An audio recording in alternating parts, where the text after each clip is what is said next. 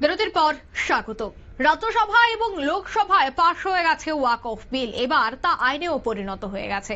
কিন্তু তারপরেও এই ওয়াক অফ আইন নিয়ে চলছে বিরোধ, বিভিন্ন জায়গায় বিরোধীরা সরব হচ্ছে এবং আগামীতে বিশাল কর্মসূচির তারা ডাক দিচ্ছে। তবে দেখা গেল এই ওয়াক অফ সংশোধনী বিল নিয়ে পশ্চিমবঙ্গের মুখ্যমন্ত্রী মমতা বন্দ্যোপাধ্যায়ও কিন্তু এবার সরব হচ্ছেন। মমতা বন্দ্যোপাধ্যায় ইমাম এবং মুয়াজ্জিমের সঙ্গে বৈঠক করবেন। আগামী 16 এপ্রিল হতে যাচ্ছে এই বৈঠক। ইমাম এবং মুসলিম প্রতিনিধিদের কাছ থেকে তাদের বক্তব্য শুনবেন।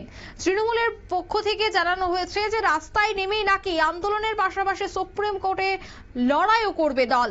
বিস্তারিত সে বিষয়ে জানবো। টেলিফোন লাইনে যুক্ত হয়ে গেছে প্রতিনিধি রাজীব দত্ত। রাজীব, যে জায়গায় রাজ্যসভায় এবং লোকসভায় এই বিল পাশ হয়ে গেছে, যেখানে রাষ্ট্রপতির স্বাক্ষর হয়ে গেছে, বর্তমানে সেটা আইনে পরিণত, তারপরেও তারা আন্দোলন বিক্ষোভ কতটা কাজে আসবে কি জানতে পারছো? সেটা কি হবে সেটা তো সুপ্রিম কোর্টই বলবে, কারণ সুপ্রিম কোর্টে 16 এপ্রিল শুনানির সম্ভাবনা রয়েছে। প্রধান বিচারপতির নেতৃত্বে 3 সদস্যের বেঞ্চ শুনবে। অর্থাৎ এই আইন যেটা হয়ে গেছে সেটা নিয়ে কি হবে সেটা তো পরবর্তী ক্ষেত্রে সুপ্রিম কোর্টের নির্দেশ দেওয়া হবে, সেটাই সবাইকে মেনে চলতে হবে। কিন্তু যেটা হয়েছে যে বিরোধীরা কিন্তু ওয়াকআপ নিয়ে আরো জোরদার আন্দোলন শুরু করেছে। যদি বলে কংগ্রেস তারা করছে এবং সমস্ত বিরোধী দলগুলো এবং তৃণমূল কংগ্রেস তারা করছে, এবং তৃণমূলের যেটা কংগ্রেসের তরফ থেকে মমতা বন্দ্যোপাধ্যায় যেদিন সুপ্রিম কোর্টে শুনানি আছে 16 এপ্রিল, সেই দিনই কিন্তু কলকাতায় তিনি বৈঠক ডেকেছেন। বিশেষ করে যারা ইমাম এবং মুয়াজ্জিম, সেই সঙ্গে মুসলিম সংগঠনের যে আরো অন্যান্য বিভিন্ন সংগঠন আছে, এই প্রতিনিধিদের ডাকা হয়েছে বৈঠকে। এই বৈঠকটা থেকে তিনি শুনবেন, তাদের বক্তব্য শুনবেন এবং তারপরে পরবর্তী পদক্ষেপ আরো কি কি করা যায় সেটা নিয়ে তিনি আলোচনা করবেন তাদের সঙ্গে। যেহেতু সুপ্রিম কোর্ট, এবং সেই সঙ্গে তো জানো যে মমতা বন্দ্যোপাধ্যায় নিজেই ঘোষণা করেছেন যে এটা নিয়ে দল সুপ্রিম কোর্টে লড়াই করবে। ইতিমধ্যেই দলের যিনি সাংসদ মহুয়া মৈত্র, তিনি সুপ্রিম কোর্টে দ্বারস্থ হয়েছেন এই আইন বাতিলের দাবি জানিয়ে। এখন মুশকিল হচ্ছে যে এই জিনিস, এই আন্দোলনটা মানে যেটা মমতা বন্দ্যোপাধ্যায় চাইছেন যে রাস্তায় নেমে আন্দোলন করবেন, অর্থাৎ তিনি চাইছেন যে, এবং সেটা বারবার করে মানে তিনি তার একজন মন্ত্রীও আজকে দাবি করেছেন ফিরহাদ হাকিম, যে এই আইন পশ্চিমবঙ্গের জন্য প্রযোজ্য হবে না। এখন মুশকিল হচ্ছে সেন্ট্রালে আইন দেখো লোকসভায় পাশ হয়ে গিয়েছে, রাজ্যসভায় পাশ হয়ে গিয়েছে এবং রাষ্ট্রপতি যখন স্বাক্ষর করে দেন সেটা আইনে পরিণত হয়ে ইমপ্লিমেন্ট হয়ে গেছে, তো আইন হিসেবে কার্যকরী হয়ে গেছে। এখন কোনো রাজ্য যদি বলে, বিরোধী রাজ্যের শাসক বিভিন্ন বিরোধী যে দলগুলো যারা বিভিন্ন রাজ্যে চালাচ্ছে, তারা যদি বলে যে আইন কার্যকরী করব না, আমার মনে হয় না যে এটা খুব একটা ধোপে ঠিক। দেখুন দেখো মামলা সুপ্রিম কোর্টে আছে, সুপ্রিম কোর্ট যা বলবে সেটাই হবে শেষ কথা। এখন যতক্ষণ না হচ্ছে ততক্ষণ কিন্তু সেই আইন কিন্তু মেনে চলতে বাধ্য, কারণ কেন্দ্রের তৈরি আইন লোকসভা রাজ্যসভায় পাশ হয়েছে এবং সেই আইনে একদম পরিষ্কার যে ক্ষমতাগুলো, যে রাজ্যের যে অনেক ক্ষমতা ছিল সেইগুলোকে কিন্তু প্রত্যাহার করে যেটা কেন্দ্রের হাতে চলে এসছে, অর্থাৎ মানতে বাধ্য এটা।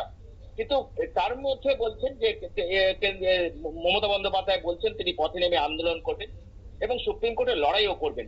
কিন্তু আন্দোলনটা দেখো, এটা একটা অবশ্যই একটা ভোট রাজনীতি আছে। পশ্চিমবঙ্গের থেকে একটা বড় ফ্যাক্টর হচ্ছে যে মুসলিম সম্প্রদায়ের মধ্যে অনেক ভোট আছে, সেখানে 34 থেকে 35, যদি এটাও মানে এরপরে জনগণনায় দেখা যাবে সেটা আরো বেড়ে গিয়েছে। এখন এই জায়গায় দাঁড়িয়ে অত্যন্ত একটা গুরুত্বপূর্ণ যে এইটা কিন্তু মানে এই ওয়াকআপের হয়ে লড়াই করাটা মমতার কাছে একটু অত্যন্ত গুরুত্বপূর্ণ, কারণ 2026-এর নির্বাচনের দিকে তাকিয়ে। তাই তিনি চাইছেন যে এই ওয়াকআপকে কেন্দ্র করে পশ্চিম বাংলার পাশাপাশি ভারতবর্ষের অন্যান্য জায়গাতেও আন্দোলন তৈরি করতে, এবং বিরোধী যে জোট, যে দলগুলো রয়েছে, মানে ইন্ডিয়া জোট, এখন ইন্ডিয়া জোট আর অতটা নেই, তবুও তার সঙ্গে বিভিন্ন তিনি যোগাযোগ করছেন বিভিন্ন দলের সঙ্গে, বিশেষ করে ডিএমকে বলো বা অন্যান্য দল যেগুলো আছে, যারা সম মনোভাবাপন্ন দলগুলো আছে, তাদের সঙ্গে তিনি কথাবার্তা বলছেন এবং সেই সঙ্গে পশ্চিমবঙ্গে একটা জোরালো আন্দোলন তৈরি করতে চাইছেন, যেখানে যাতে 2026-এ তার একটু অনেকটা মানে গেন হয়, অনেকটা লাভ হয়। কারণ জানো যে পশ্চিমবঙ্গে এখন একটা বড় মানে হয়ে গেছে, অনেকটা পিছিয়ে পড়েছে শাসক দল। সেখানে দুর্নীতির মামলায়, শিক্ষক নিয়োগ দুর্নীতির মামলা হয়েছে, এটা এস্টাবলিশ যে শিক্ষক নিয়োগের দুর্নীতি হয়েছে। 26,000-এর চাকরি চলে গেছে। প্রতিদিন রাস্তায় বিক্ষোভ, হাজার হাজার মানুষ, চাকরিহারারা এবং সাধারণ মানুষ তারা বিক্ষোভ দেখাচ্ছেন। এসএসসি তোমার স্কুল সার্ভিস কমিশনের সামনে বসে তারা বিক্ষোভ দেখাচ্ছেন এবং আজকেও রাজ্যে সর্বত্র বিক্ষোভ দেখানো হয়েছে। অর্থাৎ এই জায়গাটা থেকে যদি সরে আসতে হয় তাহলে হয়তো 2026-এর ক্ষেত্রে এই ইস্যুটা যদি বিজেপির ক্ষেত্রে যেমন একটা বড় ইস্যু বা বিরোধীদের ক্ষেত্রে, তেমনি শাসক দলের ক্ষেত্রে একটা বড় ইস্যু ওয়াকআপ বিল, যেটা বারবার তৃণমূলের প্রথম থেকে কিন্তু প্রতিবাদ করে আসে যে ওয়াকআপ বিল হচ্ছে মানে সংবিধান বিরোধী। এবং জানো যে জয়েন্ট পার্লামেন্টারি কমিটি যখন হয়েছিল, যৌথ সংসদীয় কমিটি, সেই কমিটির মেম্বার ছিল মহুয়া মৈত্র এবং কল্যাণ ব্যানার্জি, তারা বারবার কিন্তু প্রতিবাদ করেছে। তারা বিভিন্ন বিষয় নিয়ে ইস্যু নিয়ে, মানে যে ধারা যেগুলো ওখানে বিলের ছিল, বিলের বিভিন্ন বিষয় নিয়ে তারা প্রতিবাদ করেছেন। তাদের তৃণমূলের তরফ থেকে অভিযোগ যে এই যে যৌথ সংসদীয় কমিটিটা হয়েছিল, সেখানে অনেক বিষয় যেটা বিরোধীদের বক্তব্য, সেগুলোকে প্রাধান্য না দিয়ে একতরফা ভাবে বিলটাকে যৌথ সংসদীয় কমিটির রিপোর্ট পেশ করা হয়েছে, রাতের অন্ধকারে লোকসভা রাজ্যসভায় পাশ করানো হয়েছে। অর্থাৎ এই জায়গাটা যদি আলোচনা যদিও লোকসভায় আমরা দেখেছি 13 ঘন্টা, রাজ্যসভায় 12 ঘন্টা আলোচনা হয়েছে এবং সেখানে বিরোধীরা ছিলেন না।